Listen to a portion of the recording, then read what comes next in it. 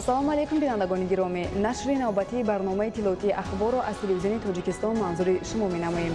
Дар студия бо шумо Марҷона Шарипова.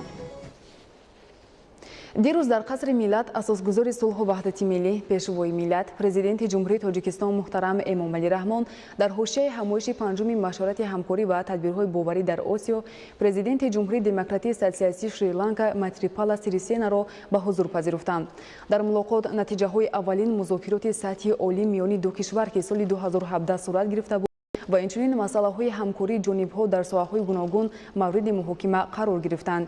Президенти мамлакат муҳтарам Эмомалӣ Раҳмон меҳмони олиқадро ба сарзамини меҳмоннавози Тоҷикистон хайрамақдам гуфта таъкид доштанд ки дар доираи сиёсати хориҷии кишвар мо ба таҳкими равобити дӯстона бо давлатҳои минтақаи рушдёбандаи Осиёи Ҷанубӣ аз ҷумла Шри-Ланка таваҷҷӯҳи доимӣ зоҳир менамоем.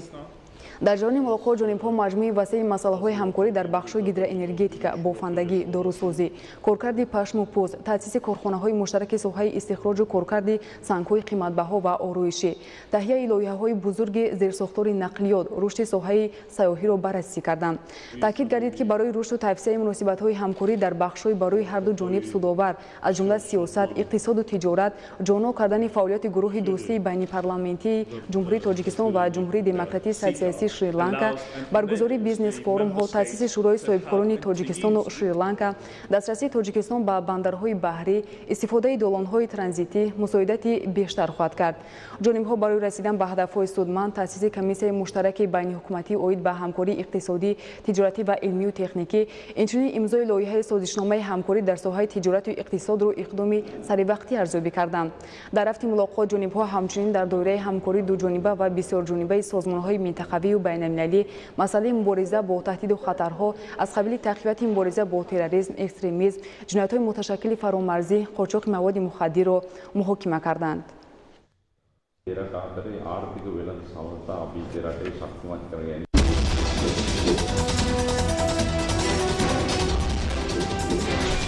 муносибатҳои дипломатии ҷумҳурии Тоҷикистон ва ҷумҳурии демократии социалистии Шри-Ланка 26 апрели соли 2001 барқарор гардидааст. барои Тоҷикистон рушди равобити дуҷониба бо Шри-Ланка ки кишвари баландкӯҳ мебошад муҳим арзёбӣ мегардад.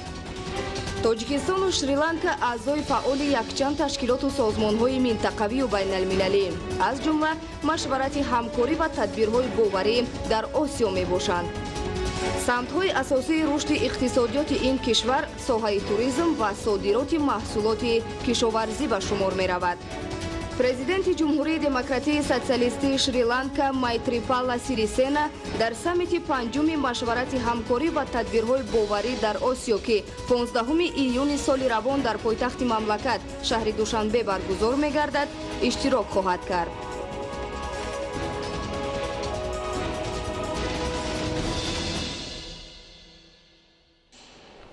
шоми дирӯз ҳамчунин президенти ҷумҳурии халқии Бангладеш Муҳаммад Абдулҳамид бо мақсади иштирок дар саммити панҷуми машварати ҳамкорӣ ва тадбирҳои боварӣ дар Осиё ба ҷумҳурии Тоҷикистон ташриф овард. меҳмони олиқадро дар фурудгоҳи байналмилалии Душанбе раиси Маҷлиси миллии Маҷлиси олии ҷумҳурии Тоҷикистон Маҳмадсаид Убайдуллоев ва дигар шахсони расмӣ истиқбол гирифтанд.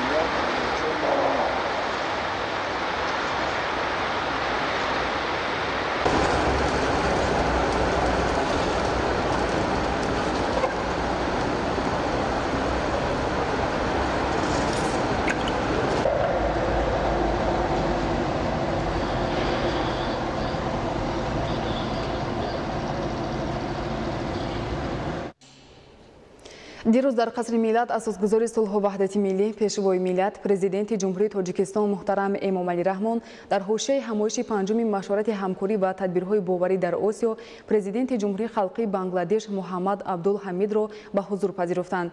سرور دولت مهمان عالی قدر را به تاجیکستان خیر مقدم گفتند. پرزیدنت مملکت محترم امام علی رحمان تاکید داشتند که تاجیکستان از رابطه‌های زیرتر و تقویت بخشیدن مناسبت‌های دوجانبه با بنگلادش هوسمند میباشد و نقش این کشور را در توسعه همکاری منطقوی نظر است ارزیابی کردند. جانب‌ها ضمن ملاقات اید به استفاده ثمرناک امکانیت‌های مساعد همکاری با منفعت کشورها در بخش‌های اقتصادی، تجارتی، صنعت، سیاحی، معارف و سرمایه‌گذاری‌های مستقیم آمادگی خود را ابراز داشتند. تاکید گردید که استفاده تجربه بوی بنگلادش برای رشد صنعت در تاجیکستان، تأسیس کارخانه‌های مشترک استحصالی و شورای صاحبکاران، امضای سازشنامه‌های نوی همکاری برای هر دو جانب سودمند خواهد بود. در جریان ملاقات همکاری و همگرایی کشورها در دوره تشکیلات و سازمان‌های با نفوذ بین‌المللی در سمت حل مشکلات گلوبالی و مبارزه با تهدید و خطرهای جهانی معاصر بررسی گردید. مبارزه مشترک بر ضد تروریسم بین‌المللی و افراطگرایی و امضای سازشنامه اید به همکاری امنیتی و تأسیس گروه مشترک کاری موافق مقصد شمرده شد. در رفت ملاقات همچنین دیگر مسائل مورد توجه جانب‌ها محاکمه گردید.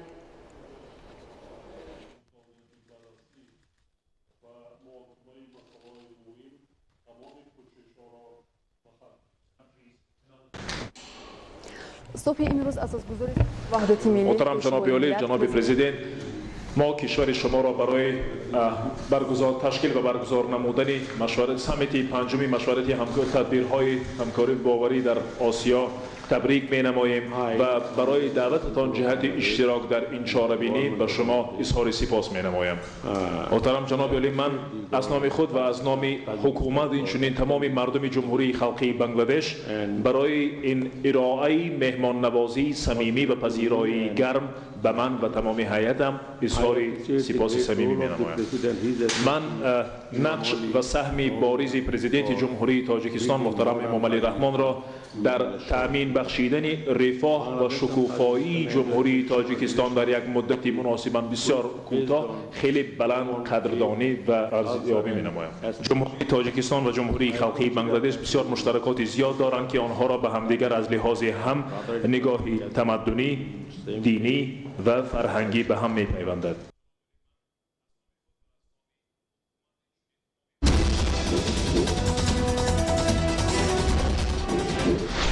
مناسبت‌های دیپلماتی بین جمهوری تاجیکستان و جمهوری خلقی بنگلادش 1 مارس سال 1992 برقرار شدند. سمت اساسی همکاری‌های تاجیکستان و بنگلادش را اساساً ساحه کشاورزی تشکیل می‌دهد. تاجیکستان و بنگلادش به رشد همکاری‌های اقتصادی هوسمندند. همین است که گردش سودای خارجی میان هر دو کشور سال تا سال افزایش می‌یابد. بنگلادش اعضای اتحاد بریتانیا، سازمان کنفرانس اسلامی، اساسیاسیون همکاری‌های منطقوی آسیای جنوبی، سازمان کشورهای خلیج بنگال در ساحه همکاری‌های اقتصادی و تکنیکی، 8 گونه اسلامی و مشورت همکاری و تدبیرهای باوری در آسیا میباشد. پرزیدنت جمهوری خلقی بنگلادش محمد عبدالحمید جهت اشتراک در سمیت پنجم مشورت همکاری و تدبیرهای باوری در آسیا به کشور ما تشریف آورده است.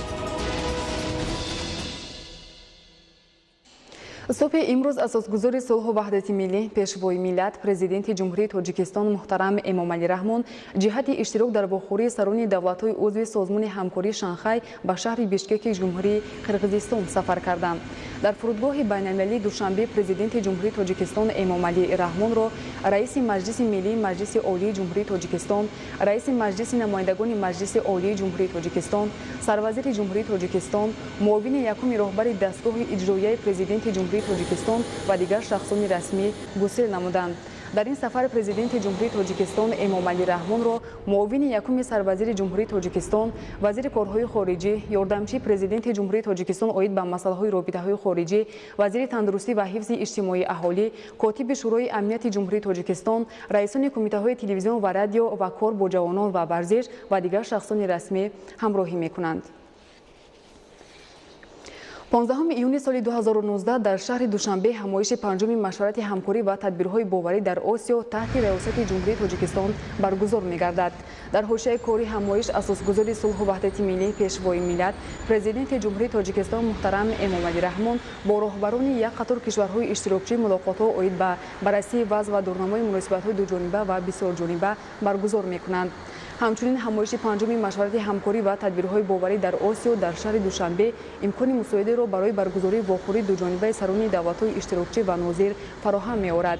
مورد ذکر است که با تلاش‌های ارزنده و پیشنهاد تشبس‌های جهانی پیشروی ملت محترم امامعلی رحمان اوید به حل مشکلات گلوبالی سیاره در دوران صاحب استقلالی پایتخت تاجیکستان شهر دوشنبه یکچند مرتبه مکان برگزاری چهاربینی‌های سطحی بلند بین‌المللی یا منطقوی گردید. با مقصد در سطح بلند تشکیل دایر کردن همایش نوبتی سطحی بین‌المللی پایتخت تاجیکستان شهر دوشنبه ادامه آراسته شده. شعار و آوازه‌ها با متن استقبال صمیمی سران دولت‌های اشتراکچی و ناظر رمز همایش در کوچه و خیابان‌های شهر آماده و نصب گردیده است. از طرف رهبریت مقامات اجرایی حکومت دولتی شهر دوشنبه تمام کوچه و خیابان‌های پایتخت گلریز و گلبز کرده شده، قبای تازه و ادامه به بر کرده است. گل و بوته‌های زیبای آرایشی، فواره‌ها و چراغ‌های رنگه به سیمای شهر حسن تازه بخشیده است.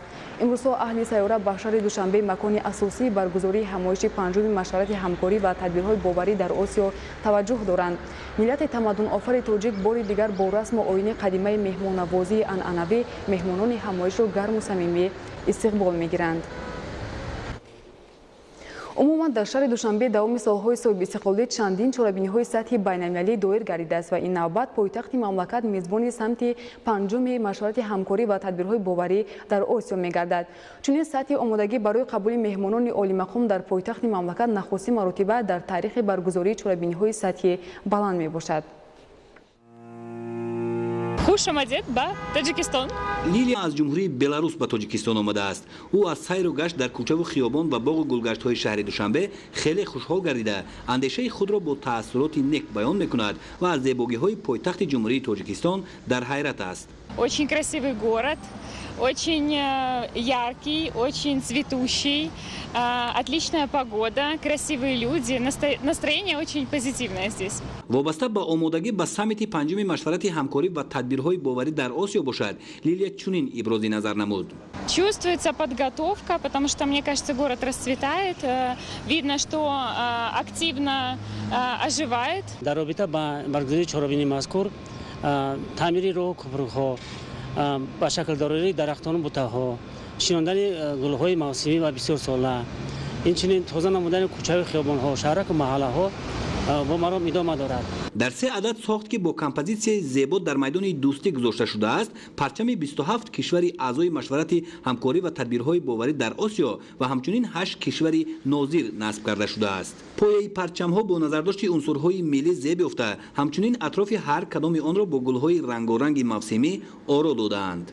در اینجا همچنین رمز مشورت گذاشته شده است. این رمز با غایه جدید و بسیار دقت جلب کننده ساخته شده، آن در بالای 2 دست گذاشته شده است که متحده، هم‌آوازه و همدیگر فهمی دولت‌های اعضای مشورت را بازگو می‌کند.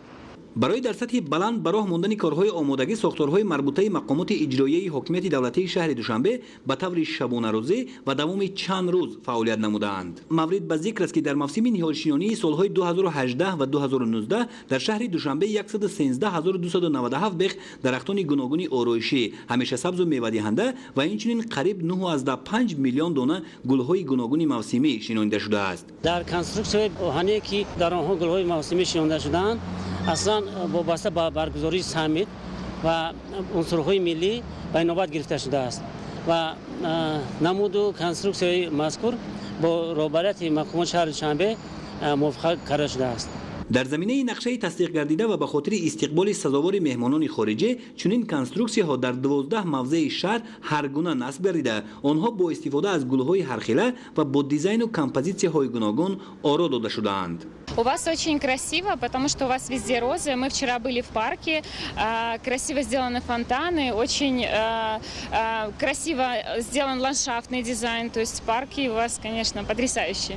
نزد وزارت اداره‌ها و دیگر کارخانه و تشکیلات‌های در حدود پایتخت فعالیت داشته نیز به طور خاص آرا داده شده، همچنین بناهای معمولی و استقامتی از تعمیر برآورده شده‌اند. чунин сатҳи омодагӣ барои қабули меҳмонон дар шаҳри душанбе бори нахуст мушоҳида мегардад. Ин тадбирандешиҳои зебоипарастӣ аз таваҷҷуҳу талош ва заҳматҳои ҳамаҷонибаи шаҳрдорӣ ва ҳамчунин ҳисси масъулияти дастандаркорон дарак медиҳад. Садриддин Сироҷдин Аҳлиддини Карим, Назриддини Мирзо барои барномаи ахбор. саммити панҷуми машварати ҳамкорӣ ва тадбирҳои боварӣ дар Осиё ки дар шаҳри Душанбе таҳти раёсати ҷумҳурии Тоҷикистон баргузор мегардад, фазои мусоидаро барои ҳалли масъалаҳои амнияти ва иқтисодию иҷтимоӣ дар минтақа фароҳам меорад. Густариши ҳамкорӣ бо роҳи таҳкими муносиботи бисёрҷониба барои таъмини сулҳ, амният ва субот дар Осиё, мубориза бар зидди терроризм, гардиши ғайриқонунӣ маводи нашовар ва хариду фурӯши одамон, тақвияти ҳамкориҳои тиҷоративу иқтисодӣ ва дигар масъалаҳои мавриди таваҷҷӯҳ ҳадафҳои асосии фаъолияти ин машварат ба ҳисоб меравад. гузориши зоҳиршои тағоимурод.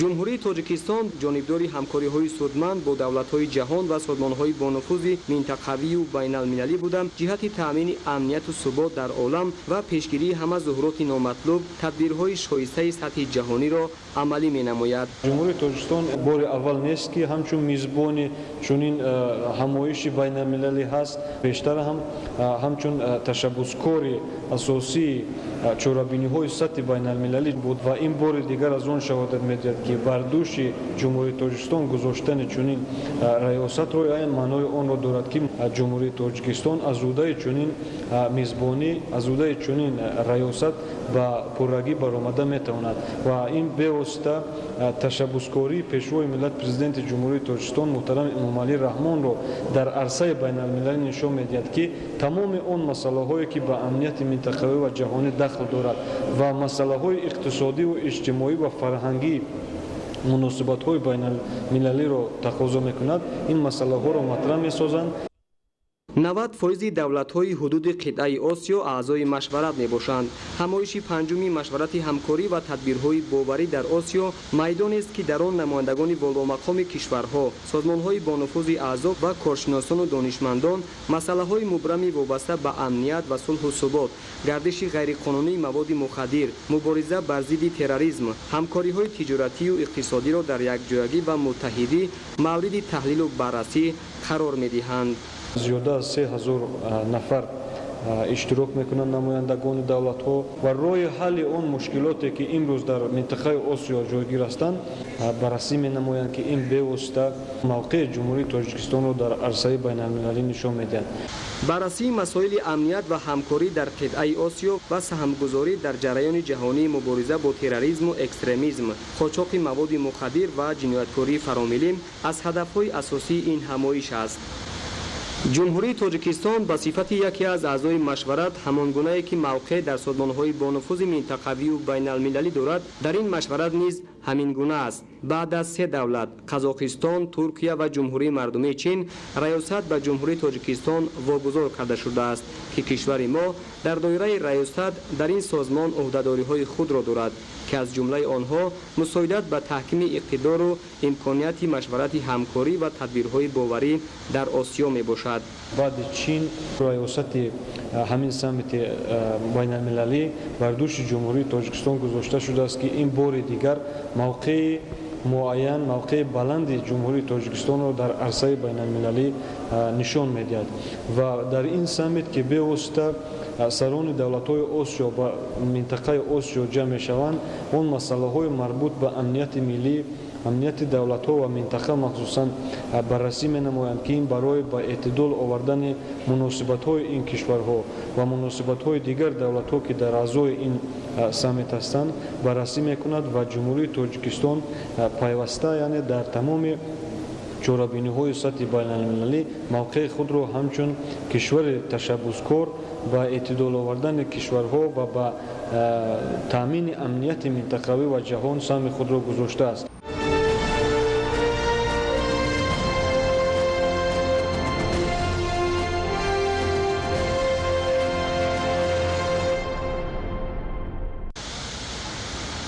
یادآور می‌شویم که در مشورت همکاری و تدبیرهای باوری در آسیا تاجیکستان صلح عمومی و امنیت توسط رشد استوار را همچون موضوع ریاست خود انتخاب نموده است و در دوره ریاست برای رسیدن به این هدف عالی تدبیرهای ضروری می‌اندیشد. идомаи ахбор тоҷикистон дар баробари табиати нотакрор биҳишросо макони истеҳсоли меваю сабзавот ва полизиҳои аз ҷиҳати экологӣ тозаю дар таму лаззат беҳамто ва шифобахшу гуворо мебошад. меваҳои шаҳрбори боғҳои вилояти суғд бахусус зардолу дар бозори ҷаҳонӣ харидорони зиёд дорад. шарҳи равзали раҳмон ва илёси бобуҷон. الحال در ولایت سوخت بیش از 55,000 گکتار باغ زردآلو موجود. در دوره صاحب استقلالی مساحت باغ این میوه 1.5 برابر افزوده. حالا بنا به ارزیابی کارشناسان جهانی بیش از 10% باغ زردآلوی جهان در تاجیکستان است. در باغ‌های منطقه‌های گوناگون ولایت سوخت بیش از 100 نوع و نمود محلی عنعنوی سلکسی تاجیکی و جهانی زردآلو پرورش کرده می‌شود. در شرایط اقلیمی ولایت سوخت وابسته به نوع و نمود زردآلو در یک چند مرحله 3 فصل سال بهار، تابستان و تیر ماه پخته می‌رسد. شروع از ماه می در ولایت یک چند نوع زردآلوی پیشپزک پخته در استحصال این نوع‌ها باغبان‌های ناحیه اشت پیشاهنگند. از آغاز ماه می در باغات ناحیه اوج جمع‌آوری انواع بروقتی زردآلو است. ارزمی کلان و لاله از نوع‌های معروف زردآلوی پیشپزک است که در باغ‌های ناحیه اشت حاصل فراوان و صفت بازارگیری استانداردی دارند. خریداران خارجی به این نوع‌های بروقتی زردآلو توجه بیشتر می‌کنند. این نوع‌ها برای انتقال توسط قطارهای و ماشین‌های یختاندار مطابقند. مقامات اجرایی حاکمیت دولتی ولایت سوخت و ساختارهای مربوطه به صادرات برای سریع وقت و بی‌تلف جمع‌آوری نمودن حاصل پخته رسیده و صادرات بیشتری این میوه به خارج به خواجه‌گزاران و صاحبکاران کمک و مساعدت می‌نمایند. در ناحیه اشت نزدیک 5000 خواجگی‌های دهقانی دارای باغ‌های زردآلوی‌اند. از مساحت عمومی باغات زردآلو تقریباً در 200 گکتار نوع‌های بروقتی موجودند. میوه‌های زردآلوی این باغ‌ها پتانسیل صادراتی زردآلو در شکل تر و تازه‌اند. در عین حال در ناحیه زیاده از 17000 گکتار میدانی تا بازار موجود بوده. از آن 10000 گکتار زیادتر این باغ‌های حاصل دهنده میباشند. در ناحیه زیاده 6000 تن حاصل زردآلوهای پیشپزک پخته رسیده ایستادند که از آن زیاده از نصف صادرات کرده می شود. میوه زردآلوی بروقتی در برابر منفعت اقتصادی و خواجگی‌های دهقانی و بودجت دولتی جایهای علاوگی کاری بوده. تنها در موسم جمع‌آوری نزدیک 2000 نفر سهامداران و زنان و دختران محلی اشتراک می‌نمایند و مزد مهنت می‌گیرند. با افزایش مساحت باغ‌های زردآلو، افزون گردیدن میوه زردآلو، صاحبکاران وطنی در ناحیه بنیاد سردخانه و وارد و استفاده تکنولوژی به نوع‌ها جدا کردن و سره کردن را از نگاه صفت، استاندارد و حجم جاری می‌نمایند. با دستور و مصلحت‌های اساسگذار صلح و وحدت ملی پیشوای ملت پرزیدنت جمهوری تاجیکستان محترم امامعلی رحمان صاحبکار محلی پولاد اشرف در یک جایگی با خواجگی‌های دهقانی در جمعیت زردآلو و کمپانیا بعد بنیاد سردخانه سال گذشته کارگاه کارکرد میوه تر را با تکنولوژی ساخت آخرین اروپایی به کار انداخته بود و یک کمپلکس معاصر قبول، سرکنی، نگهداری، خنک‌کنی، بند و بست، بارکنی با اصول اروپایی برای صادرات در ناحیه فعالیت می‌نماید که از امکانات زیاد نمودن حجم صادرات میوه تر و تازه مطابق با استانداردهای جهانی میباشد.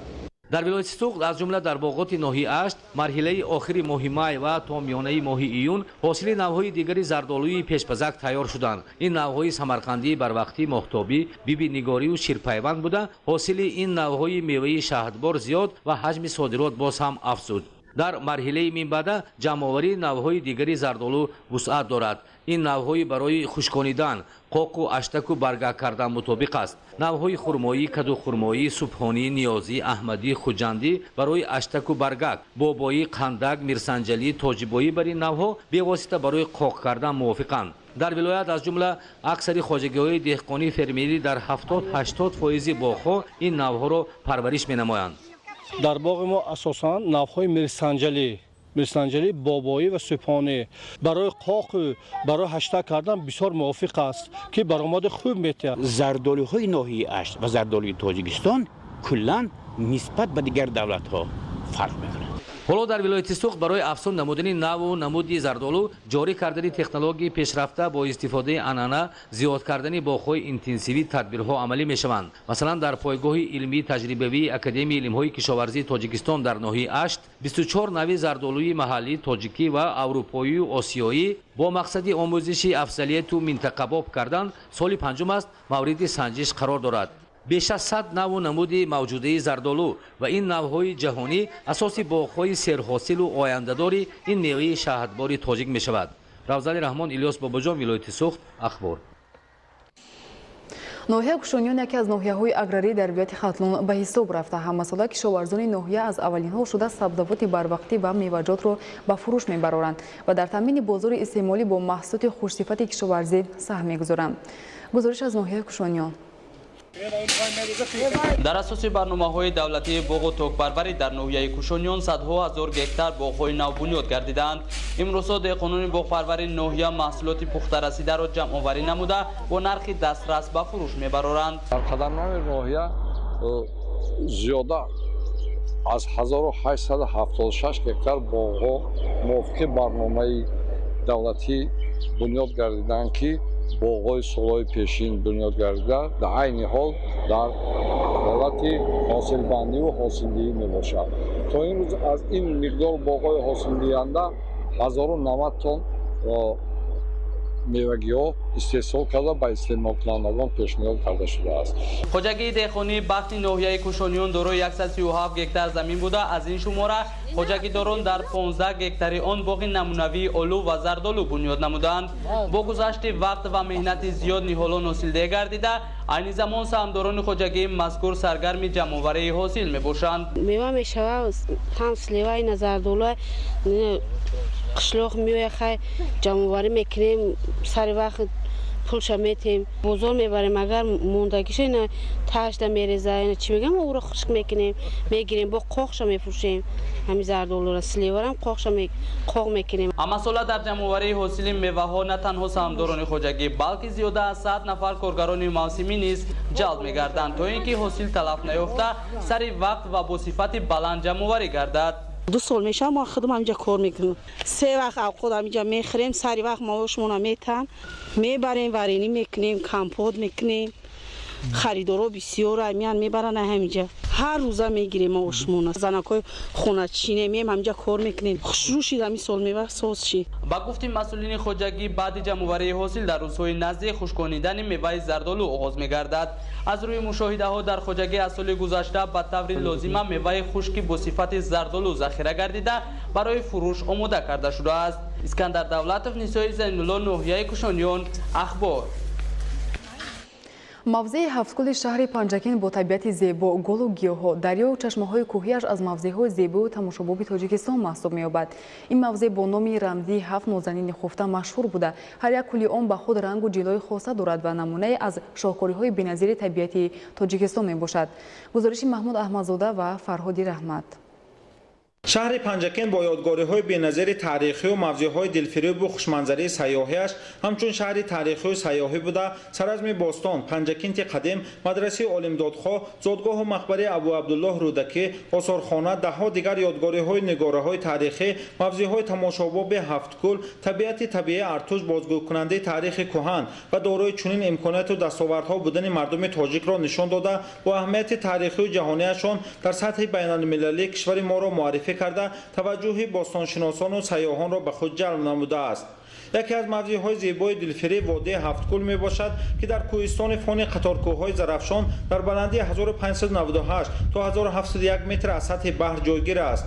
дар кӯҳҳои фон беш аз 30 кӯли дорои оби шаффофу сард мавҷуд аст, ки аз қуллаҳои барфпӯши кӯҳӣ сарчашма мегирад. кӯлҳо дар баробари кӯҳпораҳои наву кӯҳнии лағжида ҷойгир аст, ки он дар натиҷаи обшавӣ ва ҷойивазкунии пиряхҳо ба вуҷуд омадаанд. дар миёни онҳо кӯлҳои марғузор ё ҳафтнозанини водии ҳафткул бо хусусиятҳои худ фарқ мекунанд. аз маркази шаҳри Панҷакин то мавзеъи ҳафткул, кӯли якум ки Мижгон ном дораду болотар аз деҳаи Рашнии Поён ҷойгир аст, масофаи роҳ 45 километрро ташкил медиҳад. ҳар як кӯли минтақаи зебои кӯҳӣ аз ҷиҳати масоҳат, тарзи ҷойгиршавии рангу ҷило ва хусусиятҳои хоси худ аз ҳам фарқкунанда буда, номи ба худ хос доранд. кӯлҳои Мижгон, Соя, Ҳушёр, Нофин, Хурдак, Марғузор ва Ҳазорчашма мебошанд, ки аз зебоӣ назир надоранд. боид ба пайдоиш рангу ҷилои ҳар кадом аз ин кӯлҳо, хусусан кӯли якум Мижгон, кӯли чорум Нофин ва дигар ҳамаи мавҷудоти табиати ин мавзеъ дар байни мардум, калонсолони деҳаҳои Шинг, Рашнии Поён, Нофин, Падруд, нақлу ривоятҳои гуногун вуҷуд доранд. масалан кӯли мижгон ки обаш софу мусаффо аст вобаста ба вазъи ҳаво саҳар нисфирӯзӣ ва бегоҳ ранги бунафш сурху кабуд ва дигар рангҳоро мегирад. кӯлҳои дигар аз ҷумла кӯли нофин ки маънои миёнаро дорад ба гуфти сокинони ин маҳал баъзе рӯзҳо дар миёни кӯл гирдоб ранги сурх пайдо мешавад ки ин чиз на дар ҳама рӯзҳо дида мешавад. ба ҳамин аст ки нофинро кӯли пур аз муаммо сир ва ривояту устураҳо ном мебаранд.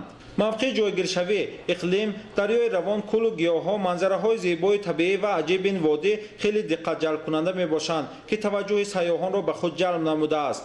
вобаста ба мавсим аз моҳи апрел то охири моҳи октябр аз кишварҳои русия амрико аврупо хитой чехословакия германия ва дар умум аз ҳамаи давлатҳо сайёҳон барои тамошо баҳра бурдан аз ин ҳадияи табиат ба ин минтақаи зебоманзари тоҷикистон ташриф меоранд. боду ҳавои тозаву озода манбаи осоиши самимии ҷисмҳои зиндаи рӯи замин аст.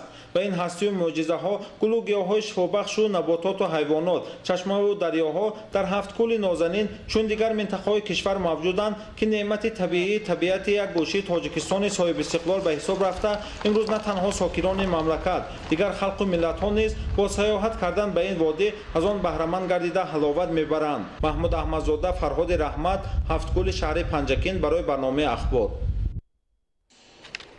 бинандагони гиромӣ, нашри навбатии барномаи иттилоъоти ахбор хотима меёбад. хайр, саломат бошед.